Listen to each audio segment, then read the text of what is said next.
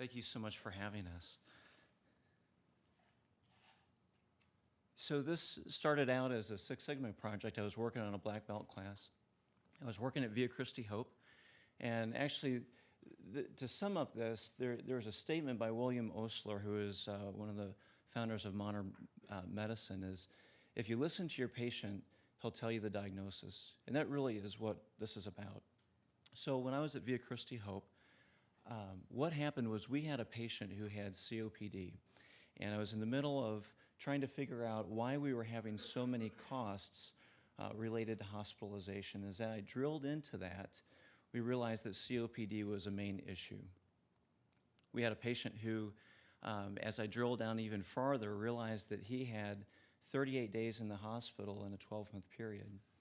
And so I sat down with him and I said, you know, why don't we start measuring this in typical Six Sigma fashion? You got DMAIC and the M is measure. And so what we did is we found the COPD assessment test.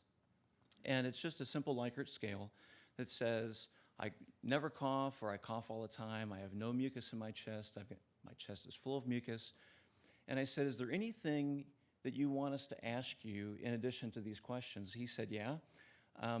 I want you to ask me about my swelling, my pain, and my anxiety. And so then what I did was every day he would email me his scores, and we would calculate those scores. We created a line that eventually turned into, we were able to plot a mean. As you can see with the blue line, we were able to calculate. We plotted a mean, a first, second, third, and third standard deviation. And what happened was we found that when he started to bounce in between the second and third standard deviation, he was more likely to go to the hospital. And so when that happened, what we did at Hope was we sent nurses out to him. Maybe we did a breathing treatment. Maybe we adjusted his BiPAP or adjusted his meds. And we were able to reduce his hospitalizations from 38 days in 12 months to 21 days in the next 12 months. And it's not just about the cost. It's about quality of life too. So he had a decreased risk of bed sores, a decreased risk of hospital-acquired infections, a decreased risk of debilitation due to bed mobility.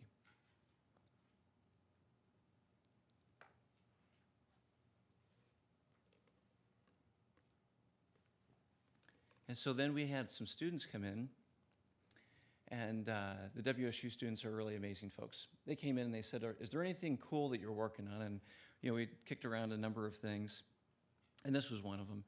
And they said, well, we want to take this on, and what we'll do is we'll take the COPD assessment test, and we'll add faces to it, and put it into a smartwatch so that somebody can take their assessment on a smartwatch.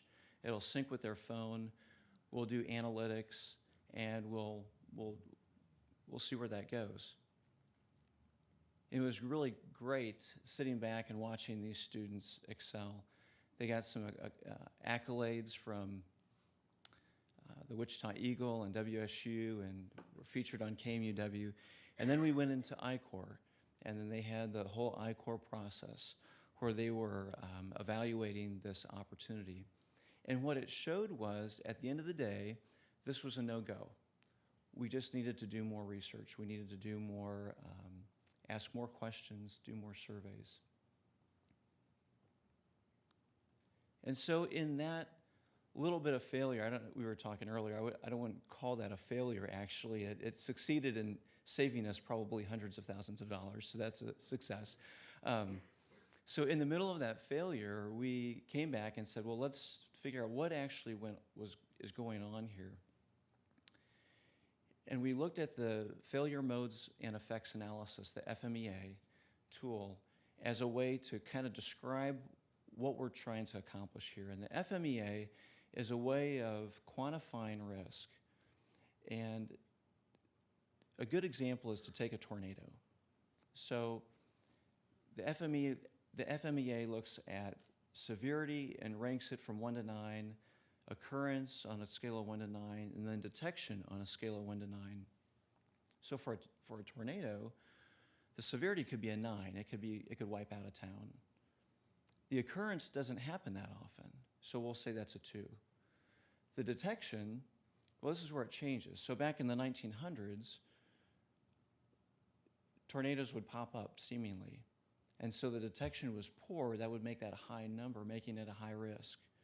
Whereas now with Doppler radar, our detection is so much better, the risk has gone down significantly. And this is just a model of saying, how do we quantify that risk?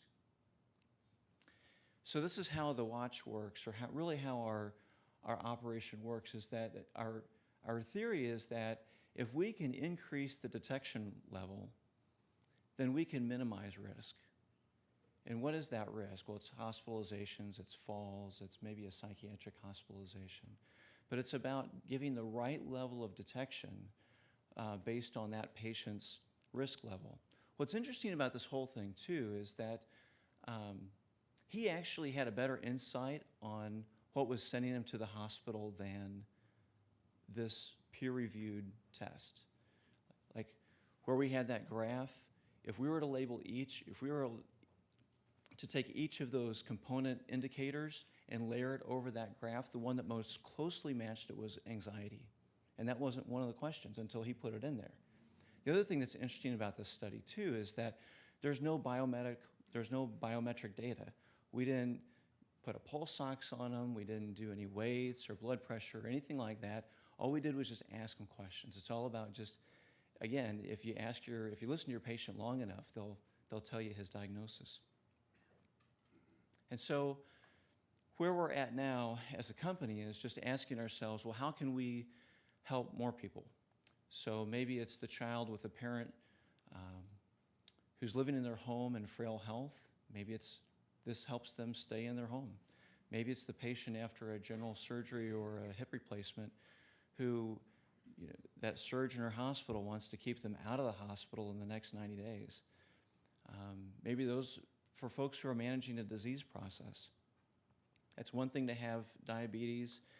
It's another thing to have mental health issues, but to put the two together is, it's, for a lot of folks, that's like Mount Everest.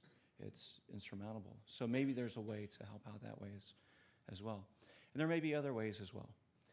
So one of the things I just want to highlight is just the partnership within the community of students and university and local clinicians, and how, and coming together, we can create something hopefully that's helping people. Thank you.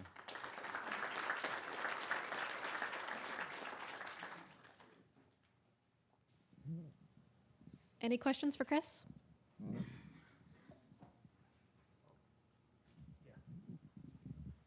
So the obvious question is what's the immediate application? Because the title of your talk was helping people age in place, right? And presumably you're going to ask people questions as a way to signal what's wrong with them and so forth. So what, in terms of a business plan, where are you going? Yeah, good question. So it's one thing to ask people questions. It's another thing to have the algorithms that say which patients are the highest risk patients. It's another thing to say, to wrap that information that comes in with analytics to where we can spot quickly where the change is occurring. I saw there's a major company, Fortune 500 company, that's coming out with something similar to this, and they say, well, within the next 30 days, we can say whether or not your patient's going to have a problem. Well, 30 days, how does that help? Right. So that's where the analytics comes in, is where if we can make it that much more sensitive based on their subjective and even biometric data too, that would help out. And then finally, providing that access to the provider, to that physician, so that they can make a decision quickly and they don't have to wade through data and graphs and whatnot. That's where we really see our business model. But go one step further. So who are you selling to? Physicians. Okay. And I think we can sell to physicians. I think we can sell to folks like myself who have 80-year-old parents that live a state away. And I think also patients as well.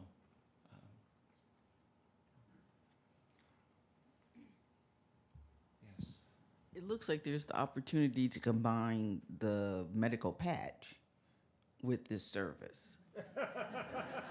Because then you get the data to show if there's a problem, along with their thinking there's a problem. Exactly. So I You're think absolutely right. the two things could work very well together. Absolutely. You know, in medicine, we have, I'm a physical therapist, I'm not a doctor. So we have a SOAP note when we document the subjective, objective assessment and plan. This is the subjective part. What you're talking about is that objective part. You know, it's the patch, it's the weight, the blood pressure. But then you have the assessment and plan. It's the clinician coming in, whether it's a nurse or a social worker, maybe a PT or a physician, whoever, to say, here's the data and let's do something with it and make a decision on that. Exactly. Thank you.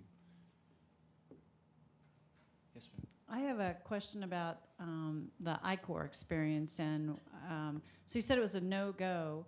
So what was that? How did that process help you in making that decision? What were some of the learnings from that? Because I don't see it as a failure either. It's just learning for your next experiment, right? Yeah, exactly. Actually, Gary or Nels, would you like to?